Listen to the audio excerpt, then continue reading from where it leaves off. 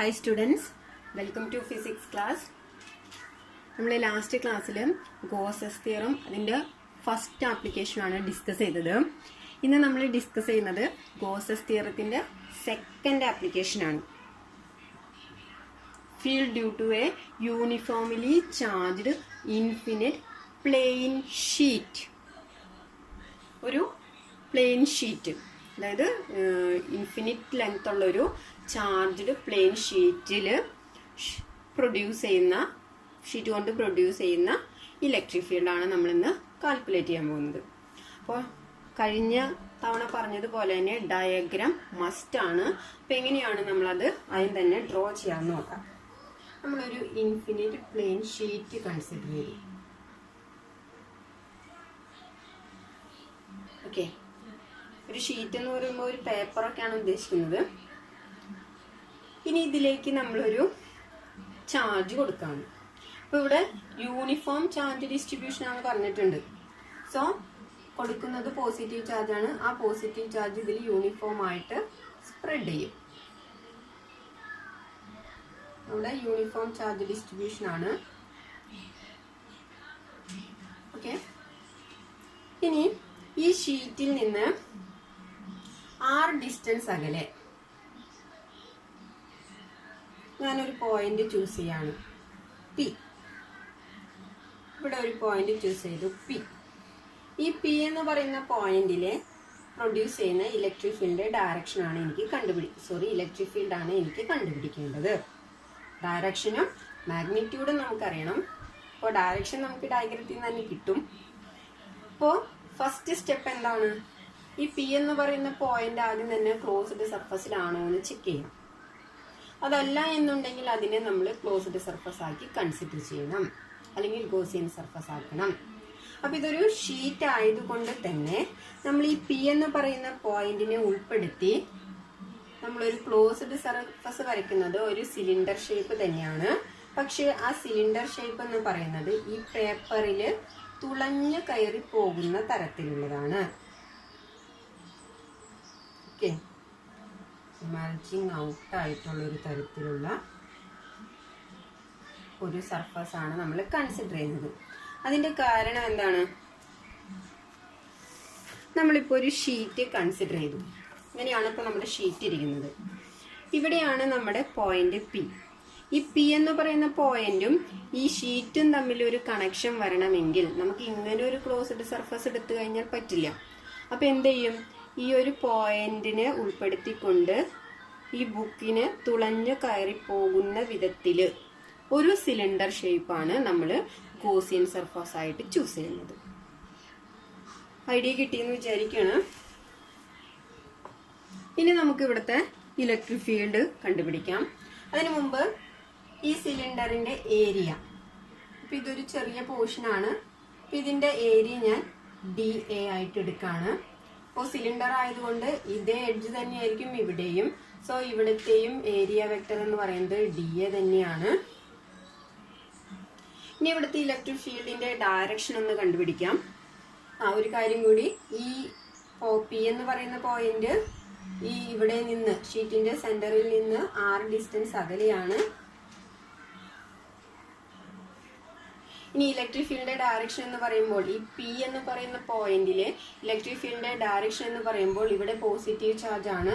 So electric field lines mark ചെയ്യുമ്പോൾ positive ചാർജിലാണെങ്കിൽ electric field lines radially outward direction ആണ്.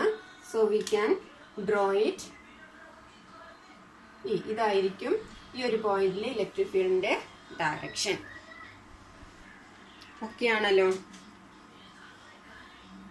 ഇനി നമ്മൾ നോക്കുകയാണെന്നുണ്ടെങ്കിൽ ഈ ഷീറ്റില് ഇവിടെ പോസിറ്റീവ് ചാർജ് ആണെന്ന് പറഞ്ഞു കഴിഞ്ഞാൽ ഇപ്പുറം ഭാഗം പോസിറ്റീവ്, ഇതൊരു ഷീറ്റ് ആണല്ലോ. സോ ഇവിടെ പോസിറ്റീവ് ചാർജ് ആണെങ്കിൽ ഇവിടെയും പോസിറ്റീവ് ചാർജ് ആണ്. അപ്പൊ നമ്മൾ ചൂസ് ചെയ്തിരിക്കുന്ന ഷേപ്പ് എന്ന് പറയുന്നത് സിലിണ്ടറിക്കൽ ആണ്. സോ ഇതൊരു എഡ്ജ്, ഇത് അതിന്റെ അടുത്ത എഡ്ജ്, രണ്ട് എൻഡ് പോർഷൻസ്. അങ്ങനെയാണെങ്കിൽ ഇവിടുത്തെ ഫീൽഡ് ലൈൻസ് എന്ന് പറയുന്നത് പോസിറ്റീവ്, നമുക്ക് ഇവിടെ പോസിറ്റീവ് ആയതുകൊണ്ട് റേഡിയലി ഔട്ട്വേർഡ് ആണ്. ഇവിടെയും, അതായത് ഈ പോർഷനിലും എങ്ങനെ തന്നെയായിരിക്കും ഇവിടെയും പോസിറ്റീവ് ചാർജ് ആയതുകൊണ്ട് തന്നെ ഇവിടത്തെയും ഇലക്ട്രിക് ഫീൽഡിന്റെ ഡയറക്ഷൻ എന്ന് പറയുന്നത് റേഡിയലി ഔട്ട്വേർഡ് തന്നെയാണ്, which is in the direction തന്നെയാണ് അല്ലെ, റേഡിയലി ഔട്ട്വേർഡ് ആണ്. അതായത് ഇവിടെ നിന്ന് ഇങ്ങോട്ടേക്ക്, അതായത് ഷീറ്റിന്റെ ഇപ്പുറത്തെ സൈഡിൽ നിന്ന് ഈ സൈഡിലേക്ക് ഇലക്ട്രിക് ഫീൽഡ് ലൈൻസ് പാസ് ചെയ്യോ? ഇല്ല. എന്തുകൊണ്ടാണ്? ഇവിടെയും ഇവിടെയും, അതായത് ഷീറ്റ് ആയതുകൊണ്ട് ഈ രണ്ട് എൻഡിലും പോസിറ്റീവ് ചാർജ് തന്നെയാണ്. സോ ഇവിടെ എത്രയാണോ അത് തന്നെയാണ് അപ്പുറത്തും. അതുകൊണ്ട് തന്നെ ഇതിനകത്ത് ഫീൽഡ് ലൈൻസ് പാസ് ചെയ്യില്ല, പുറത്തേക്ക് മാത്രം. രണ്ട് എൻഡ് പോർഷൻ നമ്മൾ കൺസിഡർ ചെയ്ത ഗോസ് സർഫസിന്റെ രണ്ട് എൻഡ് പോർഷൻസിലേക്ക് മാത്രമാണ് ഇവിടെ ഇലക്ട്രിക് ഫീൽഡ് ലൈൻസ് പാസ് ചെയ്യുന്നുള്ളൂ. അതൊന്ന് നോട്ട് ചെയ്ത് വെക്കുക. അപ്പൊ ഇവിടെ ഇലക്ട്രിക് ഫീൽഡ് ലൈൻസ് പാസ് ചെയ്ത് പോകുന്നത് രണ്ട് എൻഡ് സർഫസിൽ മാത്രം, ഇതിനകത്തുകൂടെ ഫീൽഡ് ലൈൻസ് പാസ് ചെയ്യുന്നില്ല. കാരണം ഇവിടെ പോസിറ്റീവ്, അപ്പുറത്തും പോസിറ്റീവ് തന്നെയാണ്. ഓക്കെ, അങ്ങനെയാണെങ്കിൽ നമുക്ക് ഗോസ് തിയറം യൂസ് ചെയ്തുകൊണ്ട് ഇലക്ട്രിക് ഫീൽഡ് കാൽക്കുലേറ്റ് ചെയ്യാം. ഗോസ് തിയറം അനുസരിച്ച് closed integral E dot D A which is equal to Q by epsilon 0. ഇനി നമുക്കറിയേണ്ടത്, ഇതൊരു ഷീറ്റ് ആയതുകൊണ്ട് ഇവിടുത്തെ ചാർജ് ഡിസ്ട്രിബ്യൂഷൻ ആണ്. ഇത് ഷീറ്റ് ആവുമ്പോൾ ഇവിടുത്തെ സർഫസ് ഏരിയനെയാണ് ഡിപ്പെൻഡ് ചെയ്യുന്നത്. That is surface charge distribution ആണ് sigma equal to Q by A. ഇവിടെ നിന്ന് Q equal to sigma A എന്ന് കിട്ടി. ഇവിടെ ഡോട്ട് പ്രോഡക്റ്റ് കളഞ്ഞ് ചെയ്ത closed integral E d A cos theta which is equal to ക്യൂവിന് പകരം സിഗ്മ എന്ന് കൊടുക്കാം ഡിവൈഡഡ് ബൈ എപ്സിലോൺ 0. ഇനി ഇവിടെ തീറ്റയുടെ വാല്യൂ കണ്ടുപിടിക്കണം. തീറ്റ എന്ന് പറയുന്നത് ഇലക്ട്രിക് ഫീൽഡും ഏരിയ വെക്ടറും തമ്മിൽ ഉണ്ടാക്കുന്ന ആംഗിൾ ആണ്. ഇവിടെ നമുക്കത് മനസ്സിലായ കാര്യമാണ്. ഇയും ഡിയും ഡി എയും സെയിം ഡയറക്ഷൻ ആണ്. That is theta equal to 0. Therefore cos theta cos 0 equal to 1. Cos theta equal to cos 0 വരും. കോസ് 0യുടെ വാല്യൂ എന്ന് പറഞ്ഞാൽ 1 ആണ്.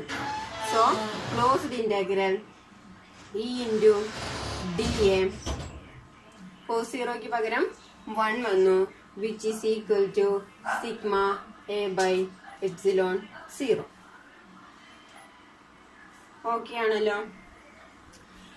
ഇനി നമ്മൾ കഴിഞ്ഞ ആപ്ലിക്കേഷനിൽ ചെയ്തതാണ്. ഇവിടെ ചേഞ്ച് ചെയ്യുന്നത് എന്താണ്? ഏരിയ വെക്ടർ ആണ്. സോ ഇലക്ട്രിക് ഫീൽഡ് എന്ന് പറയുന്നത് ഇന്റഗ്രേഷന് ഔട്ട്സൈഡിൽ എടുക്കാം. That is E into integral D A which is equal to sigma A by epsilon 0.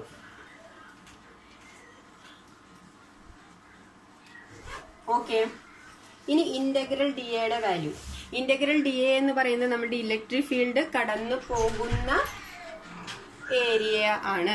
So electric field pass ചെയ്ത് പോകുന്നത് രണ്ട് എൻഡ് സർഫസിലൂടെ മാത്രമാണ്. So total area of the surface passing electric field. Electric field pass ചെയ്ത് പോകുന്ന area എത്രയ്ക്കാണ്? ഇവിടെ ഒരു D A ഉണ്ട്, ഇവിടെ ഒരു ഡി എ ഉണ്ട്.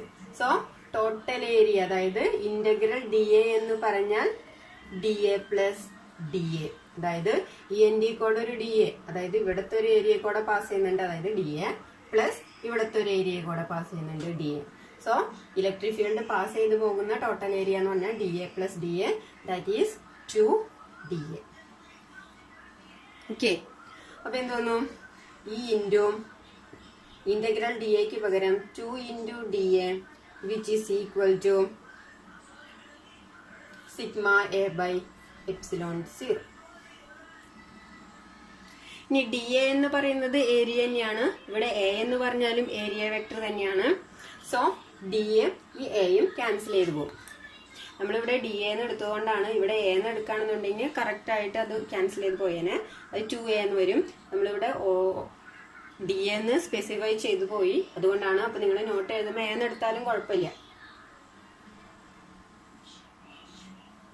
So E into 2 which is equal to sigma by epsilon 0.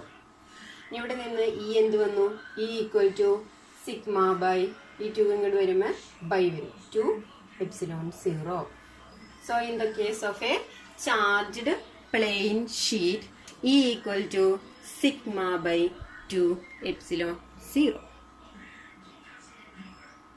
അപ്പോൾ ഇവിടെ മാത്രം ഒന്ന് ശ്രദ്ധിക്കുക, ഇവിടെ നിങ്ങൾ എഴുതുമ്പോൾ ഡി എക്ക് പകരം എ എന്ന് തന്നെ എടുത്തോ, അപ്പോൾ ആ കൺഫ്യൂഷൻ അങ്ങോട്ട് മാറും. അല്ലെങ്കിൽ ഓൾറെഡി അറിഞ്ഞിരിക്കണം ഡി എന്ന് പറഞ്ഞാലും എ എന്ന് പറഞ്ഞാലും ഏരിയ വെക്ടർ തന്നെയാണ്. സോ അത് ക്യാൻസൽ ചെയ്തു. ഓക്കെ.